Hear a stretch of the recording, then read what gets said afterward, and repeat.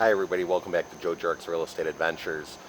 I want to tell you, I've been traveling all over the U.S., meeting a lot of great people working with real estate, and the one thing that I found, sometimes I find two people kind of doing real estate, and it's a battle. What's the battle?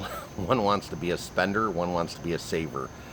And if you're trying to accumulate real estate for future passive income, you have to be somewhat creative and you have to be somewhat of a saver too. What I want to tell you, a key thing sometimes, we'll go shopping, there'll be great deals at the mall, especially during the holidays, and you think, wow, this is such a great deal, I should get it.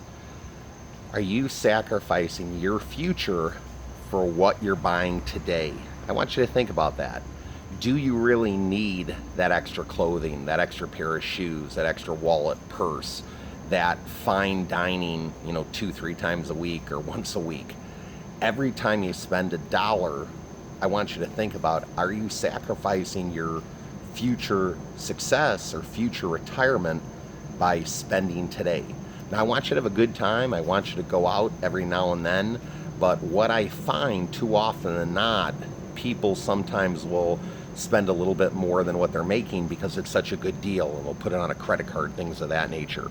So as you're out there shopping, for every dollar you put out there to buy something you may want, is that dollar going to help you get closer to your financial freedom and retirement? That's what you need to ask yourself.